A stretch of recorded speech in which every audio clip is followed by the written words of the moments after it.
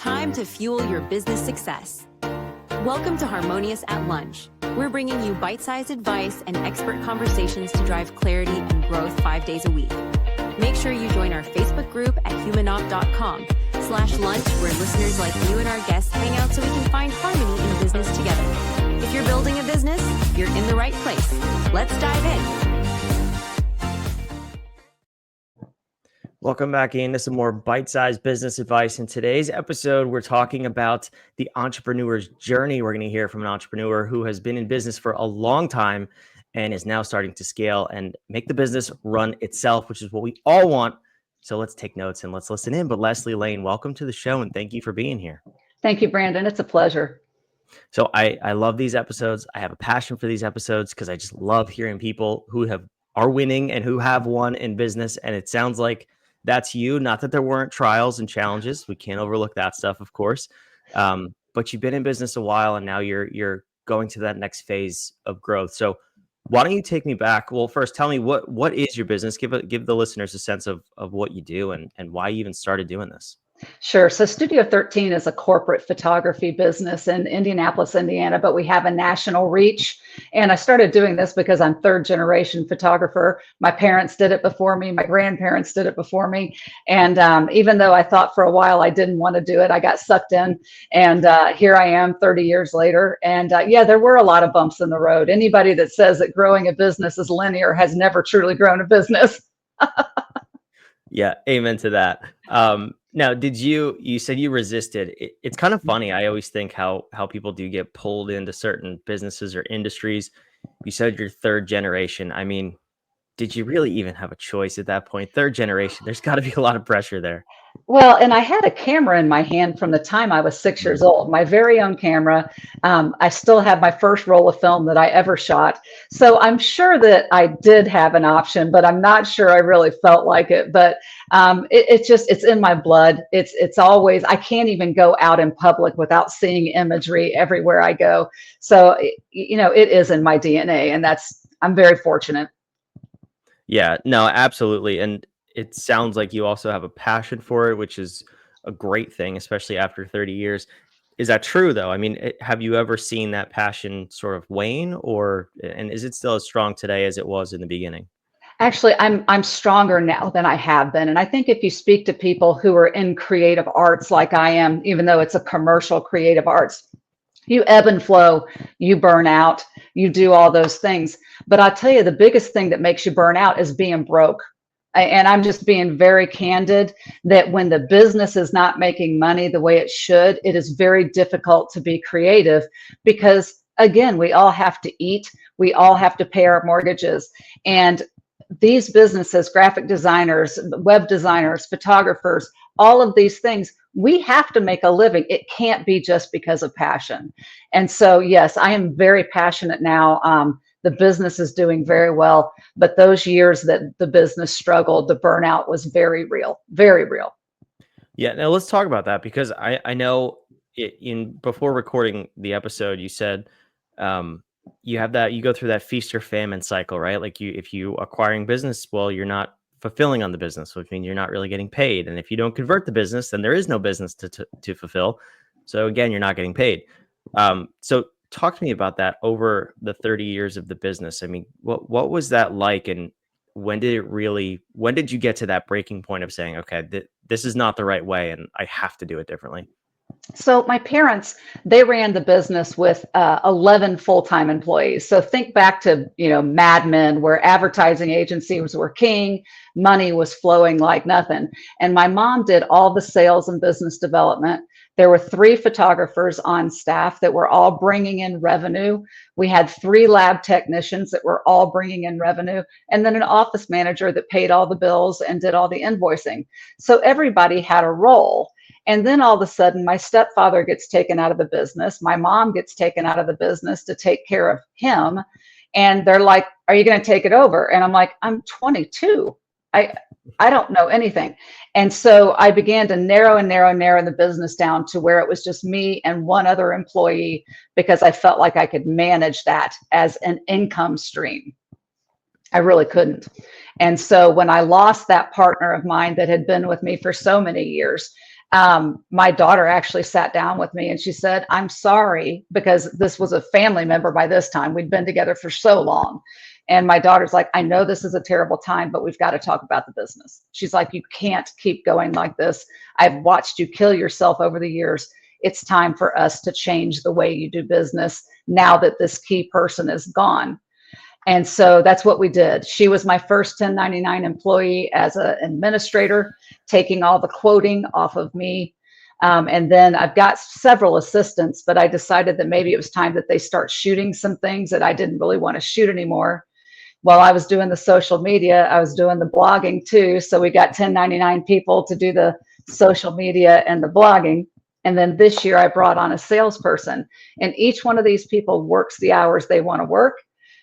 Yes, I have expectations, standard operating procedures, checks and balances of what they have to do, but they are in control of their schedule instead of me trying to do it all myself. So I can tell you, it's really this year bringing on the salesperson. That's been a game changer for me, because I'm not really fond of going out and talking to strangers.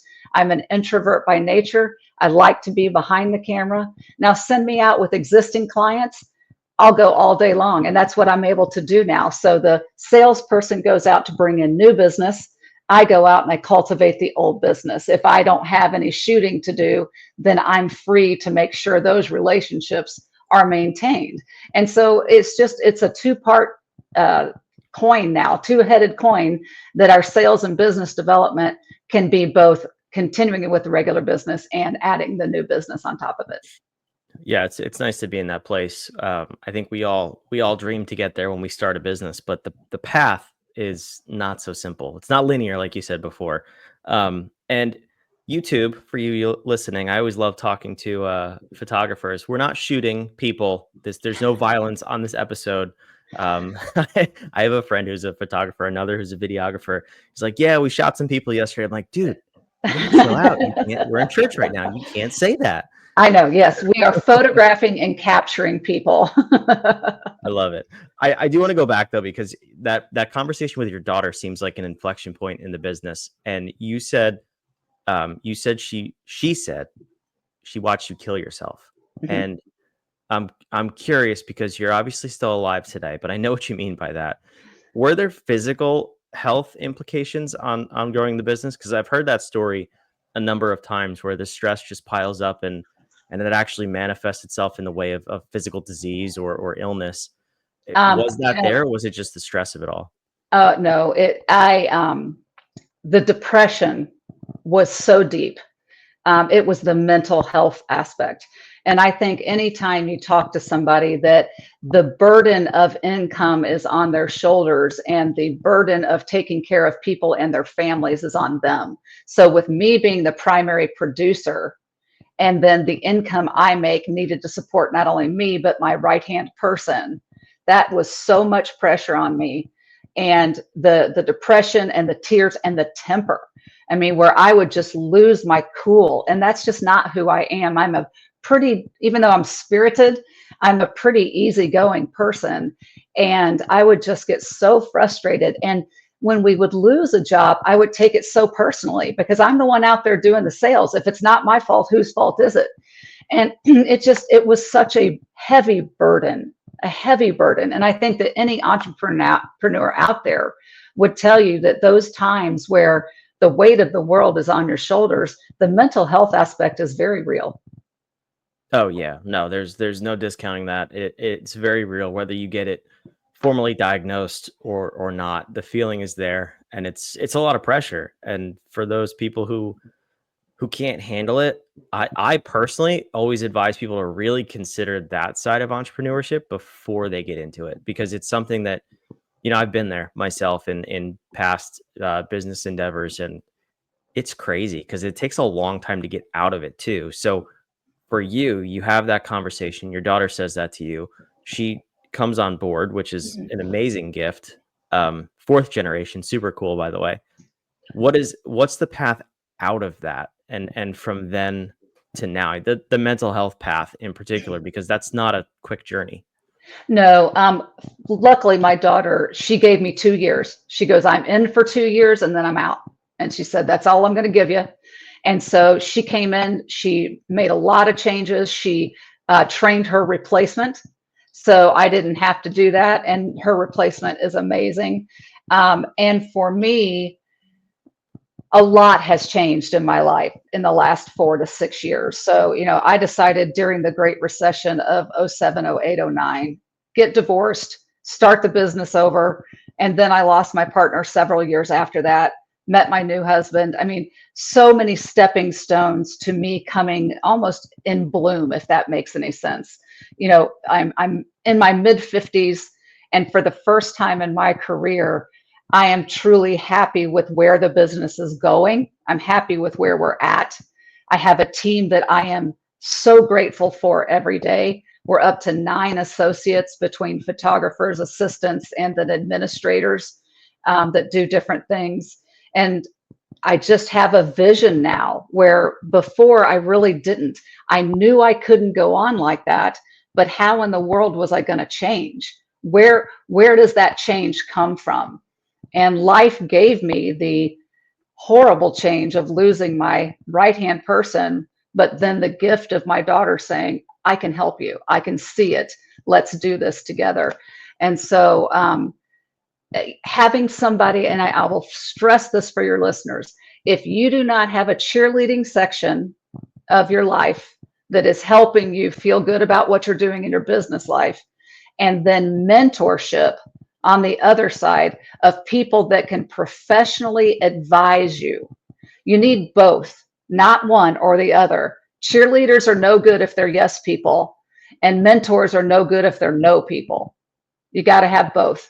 And I'm very, very fortunate that over the last 5 years, I have had both in my life. And that's the reason that I could get where I am today. It's such an important thing, and we've had a number of guests recently who point to the importance of mentors, particularly in their journey, in their success. If you want cheerleaders for sure, and definitely some mentors as well. I would encourage you listening to join our Facebook group, humanop.com/lunch will take you right there. But that's a group of cheerleaders who want to see you win, who want to see themselves win too, and believe that we can all win together. So shameless plug for our group there, Leslie. We hope to see you in the group as well. But this to me is really, it's a story of resilience of the business, because not all businesses will succeed. If the quality of the product and the service is not good, it just won't work long term. So at the bare minimum, you have that, which is sometimes the hardest thing to have in business. You have that. You have this gift of your daughter coming in for 2 years. I don't know if we can call it 4 generations. I'll give you at least 3.5 though. Yeah. Which is super cool. She helps you. What are the things that she helped you put in place that you're still doing today and that you're growing on top of and using to continue to scale? Yes. So invoicing is all going to be mine. I love the accounting aspect. And That's the weirdest thing no one has ever said that on this show. I know. And that's what, when I'm talking about how happy I am now, everybody's like, you need to get rid of the accounting. I'm like, but I love the accounting. I love the business part of it. And it is honestly one of the biggest difference makers I have in my business, because photographers are renowned for not running a good business. And so the quoting, it has to go out within 24 hours or we lose the job. And so that's what my daughter started, making sure the quotes go out on time, making sure we have the digital capacity to sign all contracts, making sure that the pricing structure doesn't come out of my head, that it is actually something that is, structured and in writing. So that is something that I continue to do, having other people do my blogs and social media, because I was doing it all when she took over. I was doing all of this. And so all of that has taken time off of my schedule that I can strategize. And so, when I was telling you in the green room about the educational aspect of what my website offers, that was all my brainchild, because I had time to think about the strategy of business. So not only do we have educational on the site about photography, the different kinds of photography we do and why, but now we have a marketing educational page that brings in specialists in their field to talk to my clients about how to get the most out of their marketing dollars. So all of that is all because of the changes that my daughter brought into the business. That's amazing. I went ahead and put it on the website or on the screen here. Your website, studio13online.com. 13 is 1-3. It's not Yep. spelled out. It's also down below in the show notes wherever you're watching or listening. You said you have a nationwide presence. How do you do that as a I do. photographer? You travel a lot? Yeah, I travel a lot. Photographers are known for not being able to repeat their results. So everybody wants to be this creative person, and I get it. It's lovely. If you can get the gigs that are each one a creative, complex photograph, that's great. But what I specialize is getting a headshot for a company here in Indianapolis that has offices all around the country, and they take me to those to make sure all their headshots match. So I've got a company out of Boston. The first time they hired me, it was to shoot architectural imagery here in Indianapolis. And then they found out how good I was. And now I shoot for them nationwide because it makes all marketing departments now are overburdened. If you're working in corporate America, you've got more to do than you can possibly handle.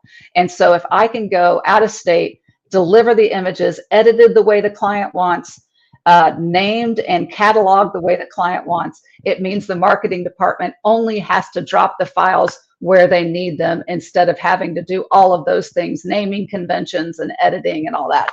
And so that's how I got a national presence, is just because people need help with the basic things. Can you help me schedule 50 employees for a headshot? Absolutely. Here's the link. I set it up for them. You go schedule them. So we're doing much more than just capturing pictures. We are becoming a partner in their marketing and their branding. We're coming to help them get it done faster, more efficiently, so that they can go on with other things that they have to do. Yeah, it's so funny. The last two things you said are so huge in business, and I really just don't see enough people capitalizing on it. And it's actually the two of the main 5 things really that helped me grow and exit my last business. But previous to this was getting quotes out on time within 24 hours. In service businesses and trades businesses, it is crazy how long it takes for that to get that information to the customer on average. I did the same thing. I developed a system where other people could do it, so I wasn't the one doing it, and they could do it on the spot. So not even, there's no wait for the customer. It's like, here's your quote, deliver it. It's a yes or no immediately. We almost doubled our business within a year just from that. And then the second thing is working within and for the customer, not making them come to you and work within your rules, which is what you were just talking about. At least that's what I took away from what you were just talking about. It's amazing. It's like, I always think about going to Home Depot or the grocery store and going to the self-checkout. Like, I don't work here. Why are you making me work here? Are you going to at least pay me or give me a percentage off of my order here? Seriously. People don't want to do that, especially busy businesses and marketing departments. So Leslie, I love this conversation. There's a lot of gold here for other people to grow their businesses. Where are you going in the next 5 years before we wrap this up? So my next hire that I'm working on right now is an asset manager. So somebody that, because everything comes back to me. All the images that my photographers shoot, they all come back to me.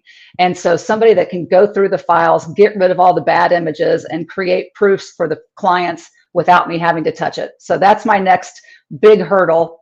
And then the other thing is I'm looking for a successor. So every time that I travel, every time that I do a podcast, I actually do a lot of work in higher education. So I'm getting the opportunity to talk to young people. I'm looking for somebody that I can make my apprentice and then I'll exit. That's super cool. So it sounds like your daughter's off the table. Is the fourth generation off the table? Yep. Everybody's off the table unless my granddaughter wants it. All right. Well, there's still hope for that. We'll see. But Leslie, this was a cool conversation. I really appreciate you stopping by. Thank you so much. Have a great day. Thank you. For those of you watching and listening, again, Leslie's website, it's on the screen. It's in the show notes down below. Go click around, go connect with her, and we'll see you on the next episode of Harmonious at Lunch. Thanks for being here. Another episode of Harmonious at Lunch in the books. I hope this episode made you think and you grabbed some actionable ideas to propel your business. Don't forget to like, comment your takeaways, and subscribe wherever you're listening so we can help more entrepreneurs just like you achieve harmony in their life and business. For cutting-edge tools that bring clarity to your your people and processes, check out humanoff.com.